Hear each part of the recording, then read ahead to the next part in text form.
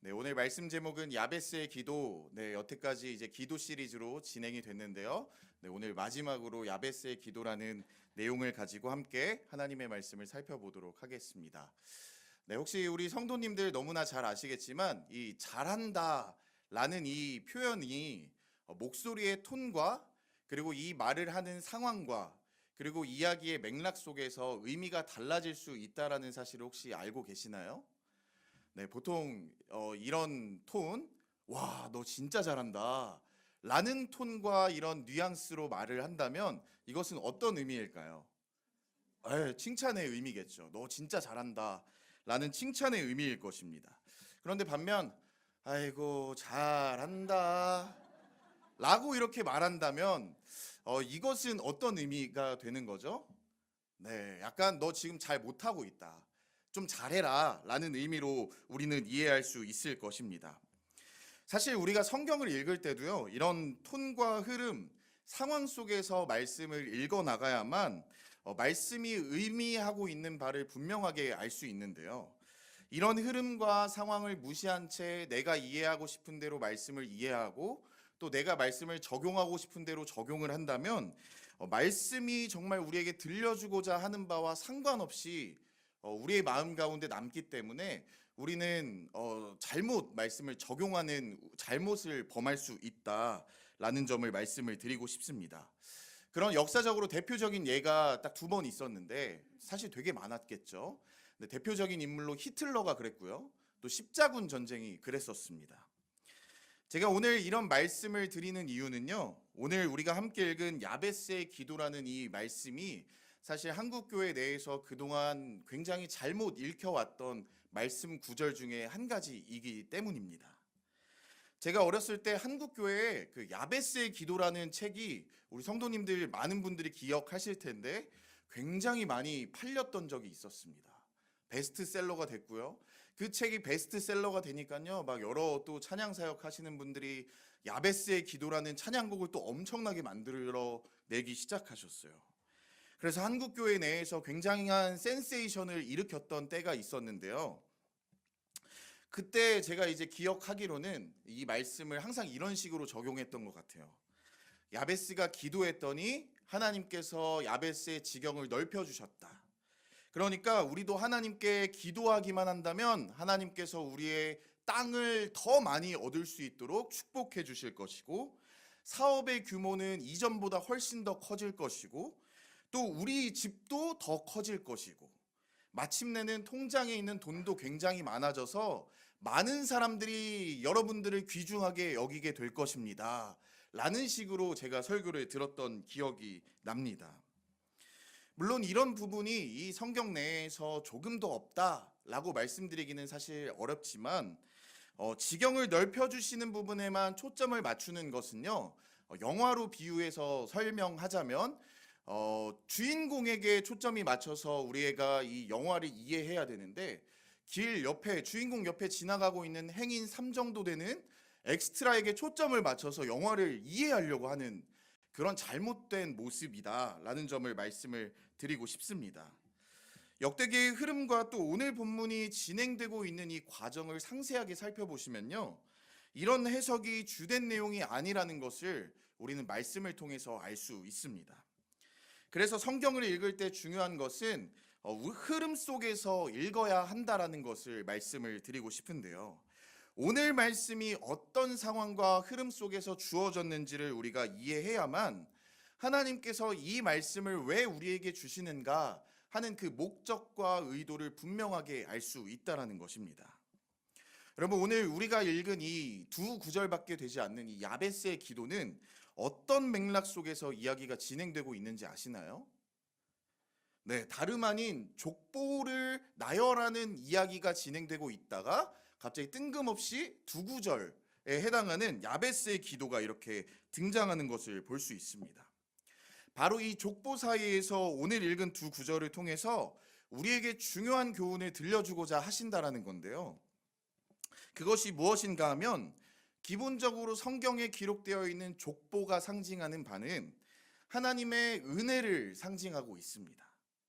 수많은 사람들이 언급되는 내용을 보면서 하나님의 백성을 창대하게 하시겠다고 약속하셨던 그 약속의 말씀이 어떻게 역사 속에서 이루어졌는가 하는 내용을 증거하고 있기 때문에 이 족보는 사실은 하나님의 은혜인 거죠. 특히 모든 민족으로 복을 받게 하시겠다라는 아브라함의 약속이 이렇게 성취되었기 때문에 앞으로도 그분의 은혜로운 약속의 말씀이 이 시대를 살아가는 우리에게도 우리 가운데에도 온전히 성취될 것이라는 믿음을 갖게 하는 말씀이 바로 족보라는 것입니다. 이것이 족보가 주는 가장 위대한 메시지인데요. 그렇기 때문에 족보 안에 있는 이 야베스에 대한 이야기도 사실은 하나님의 위대한 은혜의 이야기라는 이 맥락 속에서 이해해야만 하는 것입니다. 그래서 이제 이 족보의 일부로 등장하는 야베스에 대한 설명을 살펴보시면요, 고작 2구절밖에 없어요. 그런데 거기를 살펴보시면 이 야베스라는 사람의 모든 인생 스토리가 함축되어 있는 것을 볼 수 있습니다. 야베스에 대한 설명은 이렇게 시작하는데요. 9절을 함께 보겠습니다. 9절. 네, 9절을 보시면 이렇게 시작합니다. 야베스는 그의 형제보다 귀중한 자라. 네, 이 요약이 굉장히 잘된 요약이라고 볼 수 있는데요. 야베스가 그의 형제들보다 귀중한 자라고 말씀하는 것까지만 본다면 야베스가 과연 얼마나 성공적인 삶을 살았기 때문에 그의 형제들보다 귀중한 사람이 되었을까 하는 생각을 갖게 합니다. 그래서 아마 여기까지만 본다면 야베스의 기도를 통해서 세상에서 잘 되었다라는 이야기와 연결짓는 것은 무리가 없어 보이는 것이 사실입니다. 적어도 여기까지만 보면 야베스는 다른 형제들보다 훨씬 더 잘 된 사람인 것처럼 보이는 거죠. 그런데 정말 우리가 들어왔던 것처럼, 제가 그 야베스의 기도라는 책을 통해서 읽었던 것처럼 야베스가 기도를 통해서 세상에서 성공을 거두었다라는 말씀의 메시지가 오늘 본문의 핵심이라면, 다른 형제보다 야베스가 귀중한 자였다라는 이 9절 다음에 자연스럽게 어떤 설명이 뒤따라야 했을까요? 그가 어떤 점에서 귀중한 자로 평가되었는지에 관한 설명이 타당한 이유가 등장했어야만 그런 해석이 가능할 것이라고 생각이 듭니다. 야베스가 어떤 일을 했고 그의 업적이 도대체 무엇이었기 때문에 그가 귀중한 자가 되었는지 타당한 이유가 등장했어야만 한다라는 점을 말씀드리고 싶습니다. 예를 들면 야베스는 그의 형제들보다 훨씬 더 많은 돈을 벌었기 때문에 귀중한 자가 되었다. 아니면 야베스는 그의 형제들과는 달리 가문 최초로 국회의원이 되었기 때문에 그는 귀중한 자가 되었다. 아니면 야베스는 그의 형제들과는 달리 그 동네에서 최초로 칼라 TV를 샀기 때문에 귀중한 자였다 라는 내용이 기록되어 있었어야만 한다라는 거죠. 그런데 아무리 성경을 살펴봐도요, 그런 내용들은 기록이 되어 있지 않습니다. 오히려 역대기 성경을 기록한 저자는 야베스가 무슨 일을 했는지, 어떤 업적을 이루었는지에 관해서는 전혀 관심이 없어요. 그의 행적에 관해서 기록할 의도가 없어 보입니다. 그렇다면 왜 역대기 저자가 이 야베스가 했던 행동들을 기록하지 않는 것일까요? 그 이유는 아까 전에 말씀드렸던 것처럼 족보 이야기는 인간의 위대한 업적을 증거하는 이야기가 아니라 하나님의 위대하신 은혜의 사건들, 하나님께서 이스라엘 백성들을 어떻게 인도해 내셨는가 하는 것을 강조하는 데 목적이 있기 때문에 이 야베스의 행적을 기록하지 않은 것이죠. 대신 오늘 본문을 잘 보시면요, 이 야베스의 이야기가 어떤 방향으로 흘러가는가 하면 그의 출생의 비밀을 알려주는 쪽으로 방향이 진행되고 있습니다. 제가 이제 저희 어머니와 함께 어렸을 때 가장 많이 봤던 TV의 드라마의 주제가 바로 이런 거였잖아요. 출생의 비밀. 네, 사실 이 야베스가 원조인 거예요. 네, 야베스에 대한 설명이 바로 그쪽으로 가고 있는데 그것도 매우 가슴 아픈 출생의 이야기들을 이 맥락에서 우리를 확인할 수가 있게 되는 것입니다. 왜 야베스의 족보 이야기를 이쪽으로 끌고 가는 것일까? 이에 대한 답을 풀어야 이 족보가 어떤 면에서 야베스를 다른 형제보다 귀중한 자로 소개하고 있는지를 우리가 확인하게 될 수 있을 텐데요. 야베스가 가지고 있는 이 출생의 비밀은 그가 불행한 운명을 타고난 사람이었다라는 것입니다. 그가 불행한 운명을 타고났다라는 증거가 이제 성경 몇 군데 등장하는데요. 첫 번째 단서는 그의 이름을 어머니가 지어 주었다라는 것입니다. 우리나라에서 일반적으로 지금은 물론 다르지만 예전에 이제 제가 태어날 때만 하더라도 태어난 아이들의 이름을 누가 지어주곤 했습니까? 일반적으로는 아버지나 할아버지가 짓는 경우가 굉장히 많았습니다. 이스라엘도 마찬가지였어요. 어머니가 이름을 짓는 경우는 대체로 할아버지나 아버지가 없는 경우에 이제 어머니가 자녀들의 이름을 지어주곤 했었습니다. 그래서 많은 학자들은 야베스가 태어났을 때 어머니가 그의 이름을 지어준 것으로 보아서 아버지가 이미 돌아가신 상태였겠구나 라고 이렇게 추정합니다. 또 그가 불행한 운명을 타고난 사람이라는 이 두 번째 단서가 있는데요. 그것은 그의 이름에서 찾을 수 있습니다. 그의 이름에는 굉장히 부정적인 의미를 담고 있는데요. 보통 부모가 자녀의 이름을 지을 때는 어떤 이런 의미로 아이들의 이름을 지어줍니까? 긍정적이거나 소망을 담아서 이름을 지어주지 않습니까? 저희 가정도 이제 6월 말이 되면 이제 아들이 태어나는데요. 그래서 저도 아내와 함께 지금 아이의 이름을 뭘로 지어야 할까 굉장한 큰 고심을 하고 있어요. 저의 그 아이의 이름이 태명이 지금 긍휼이에요. 긍휼이. 네. 그래서 저는 사실 이 아이의 이름을 은혜와 긍휼 합쳐서 은휼이라고 짓고 싶은 생각이 있어요. 하나님과 사람들에게 은혜와 긍휼을 많이 받는 사람이 되어라 라는 이런 뜻으로 은휼이라고 지으려고 하는데요. 이 이름을 강력하게 반대하는 악한 세력들이 있어요. 백은율이라는 이 발음이 너무 어렵대요. 그래서 제가 지금 그들을 위해서 기도하고 있는데 하나님 이 악한 반대자들의 혀가 부드럽게 풀릴 수 있도록 은혜를 베풀어 주세요. 그렇지 않으면 이들의 완악한 마음이 좀 깨어질 수 있도록 깨트려 달라라는 기도를 하고 있는데요. 어쨌든 중요한 점은 이 모든 부모는 자녀들의 이름을 지을 때 이렇게 긍정적이고 소망적인 뜻을 담아서 아이의 이름을 지어주려고 한다라는 거죠. 여러분, 그런데 야베스라는 이름의 뜻은 그렇지가 않다라는 거예요. 그의 이름은요, 고통 혹은 고난이라는 뜻입니다.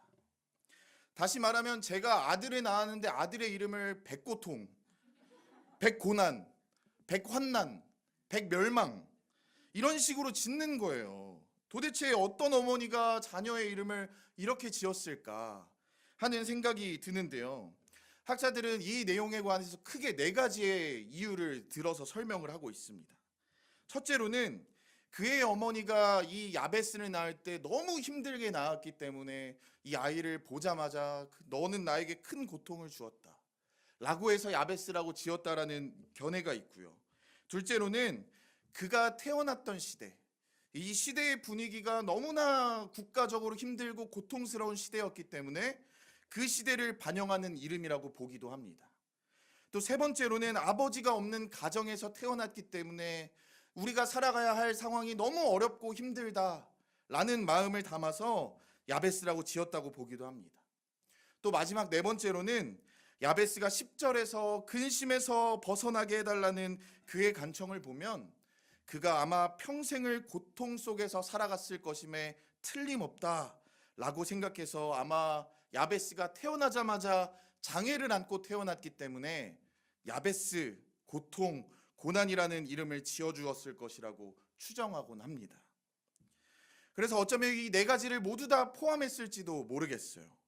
그런데 중요한 점은 그 이유가 무엇이었는지 우리는 정확하게 알 수 없지만 야베스의 이름에는 극도로 부정적인 의미가 담겨져 있고 그가 고통 가운데에서 태어난 사람인 것만은 분명하다라는 사실을 우리에게 들려주고 있는 것입니다.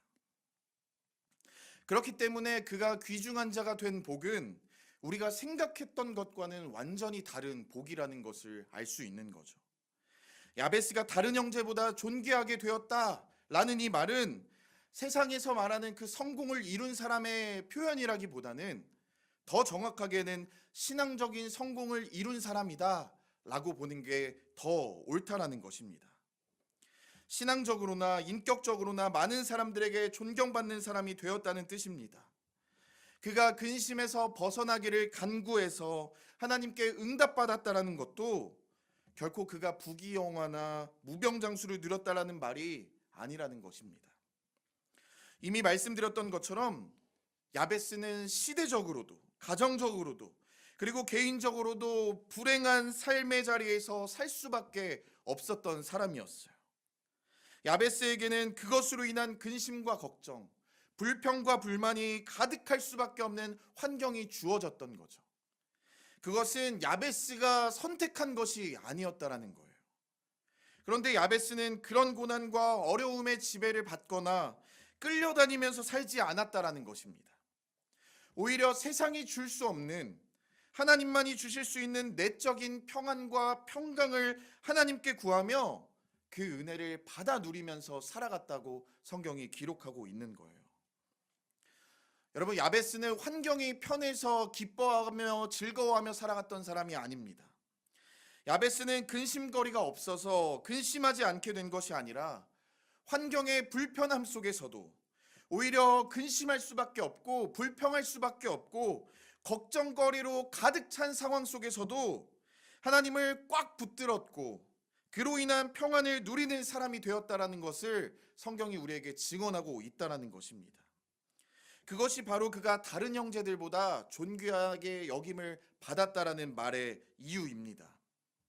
그렇기 때문에 궁금증이 생기죠. 도대체 야베스는 어떻게 이런 어려움과 불편한 생활을 했음에도 불구하고 이렇게 멋진 삶을 살 수 있었을까?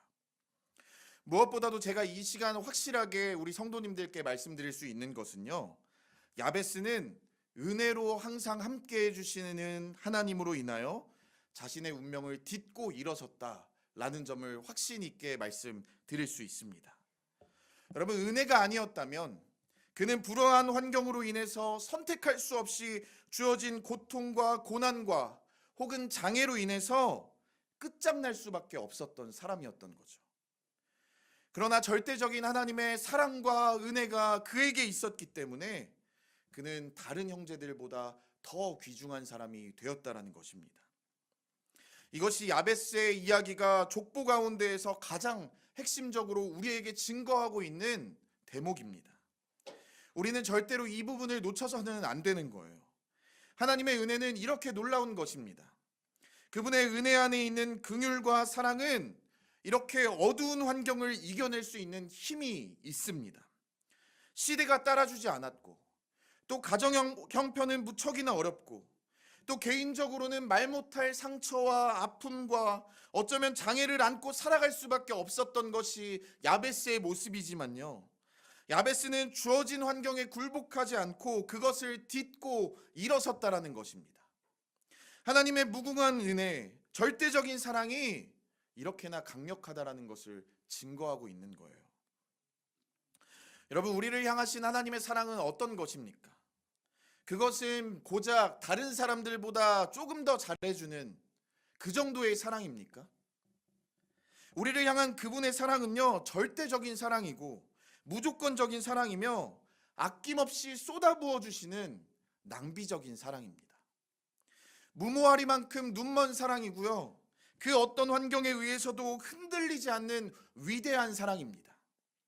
우리가 누구인지와 상관없이, 우리의 환경과 상관없이 언제나 우리를 향해서 폭포수 같은 사랑을 부어주시는 분이 바로 우리 주님이시라는 것을 성경이 우리에게 들려주고 있다는 거예요. 바로 그 은혜와 사랑이 얼마나 위대한가를 보여주는 것이 야베스의 기도의 핵심이라는 것입니다. 그 은혜와 그 절대적인 사랑 안에 우리가 있을 수만 있다면 우리가 타고난 그 어떤 불행한 상황도 우리는 뛰어넘을 수 있다라는 것을 들려주고자 하는 것이 이 야베스의 이야기의 기록 목적이라는 것입니다.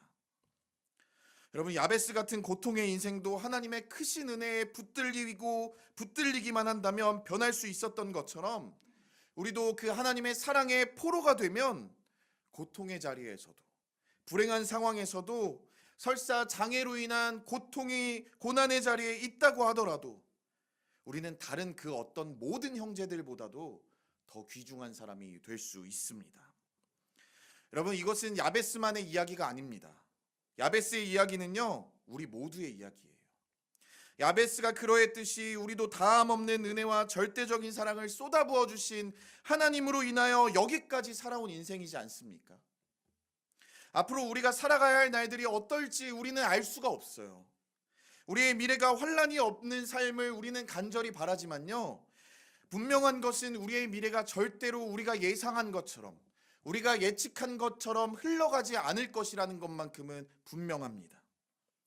그래도 우리가 오늘 이 말씀을 통해서 염려하지 않고 두려워하지 않고 귀중한 사람이 될 수 있는 이유가 있는데요, 그것은 우리를 향하신 하나님의 사랑은 변함이 없고 끊임이 없다라는 것입니다. 이것이 우리가 오늘 말씀을 통해서 반드시 놓치지 말아야 하는 핵심이에요.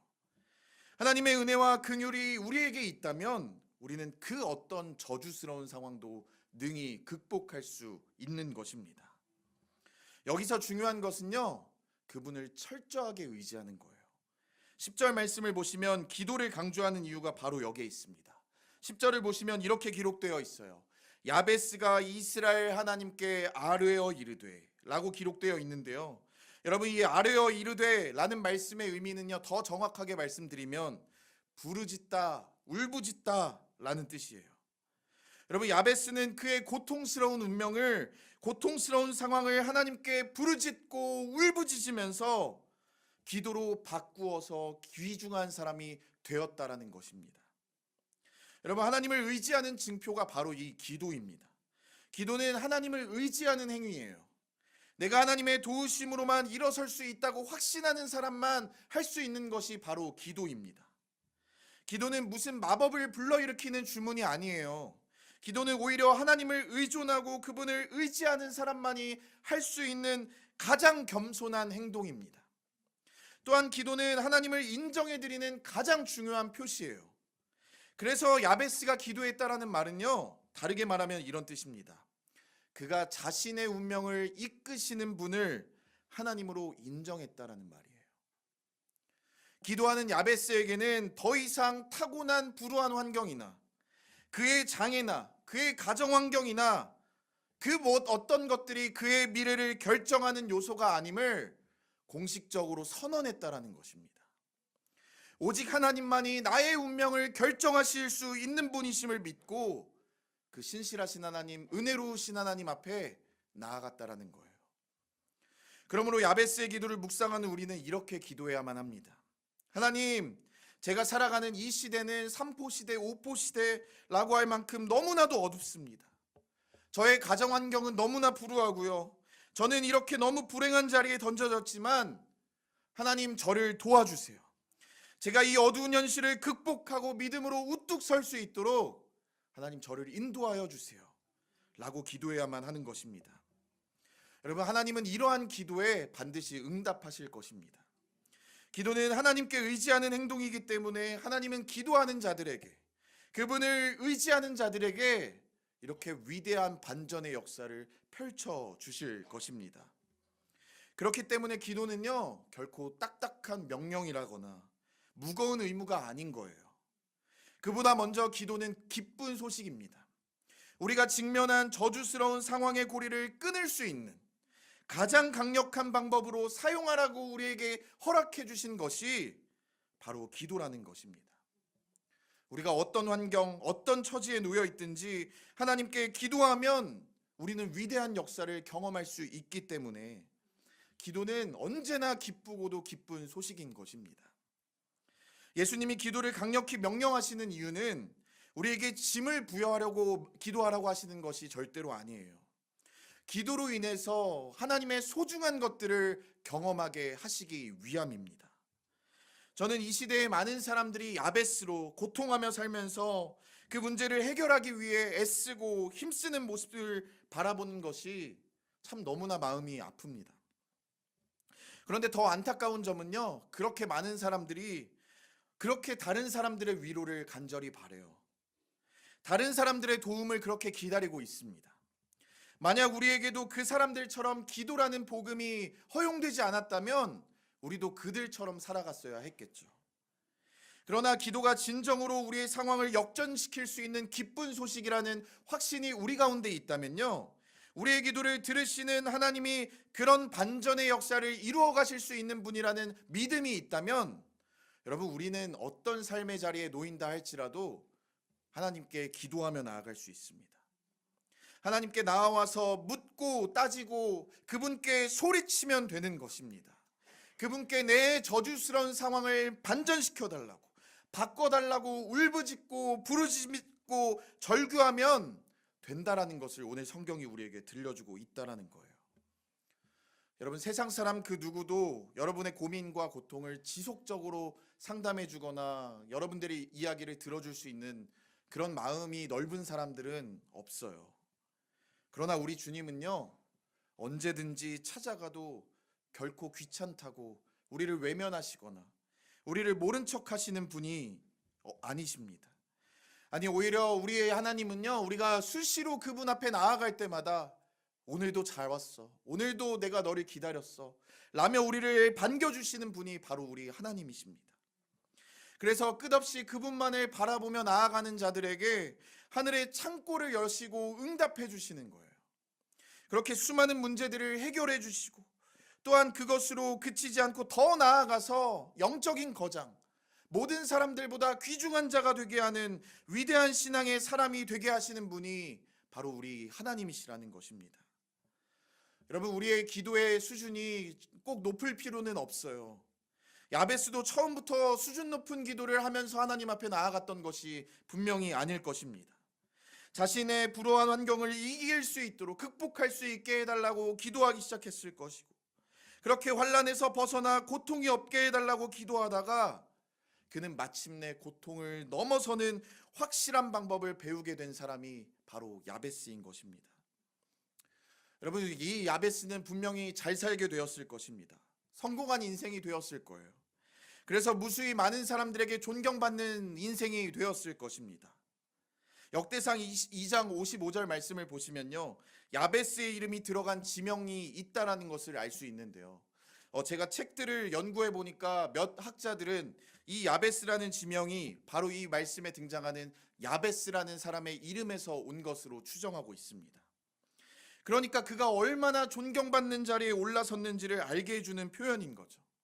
부자가 되어서 혼자 잘 먹고 잘 사는 사람들에게는 사람들이 이렇게 존경의 마음을 표현하지 않아요.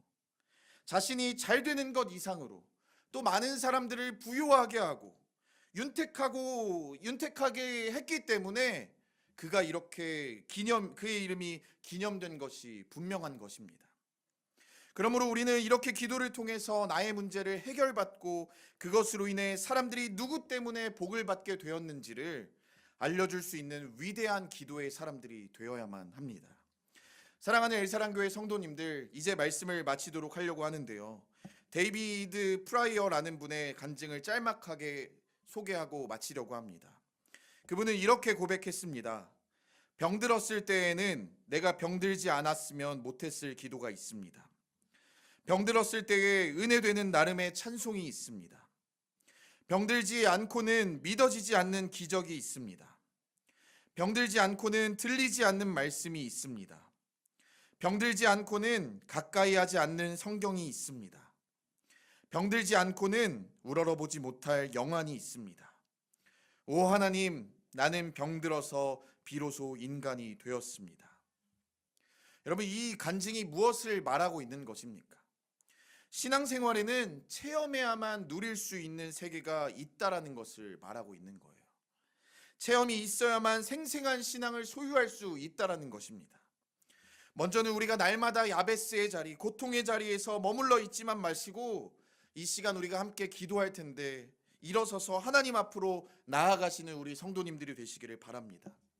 하나님께 기도하세요. 쏟아놓으시고 우리의 삶에 원망스러웠던 일들, 고통스러웠던 일들, 불평들, 불만들, 억울함들 모두 다 쏟아놓으시면서 기도하실 수 있기를 바랍니다. 그렇게 우리가 하나님 앞에 나아가야만 우리는 하나님의 크신 은혜와 사랑과 회복하시는 은혜를 경험할 수 있습니다. 그리고 그 사랑을 경험하고 우리의 문제가 해결함을 받는다면요, 이 땅 위에 여전히 야베스로 살면서 고통에 몸부림치며 울고 있는 이 시대의 수많은 야베스들을 일으켜 세우고 그들을 풍요롭게 윤택하게 해주는 삶을 사시기로 그 자리 가운데로 나아가시는 우리 귀한 성도님들이 다 되시기를 주님의 이름으로 축복합니다.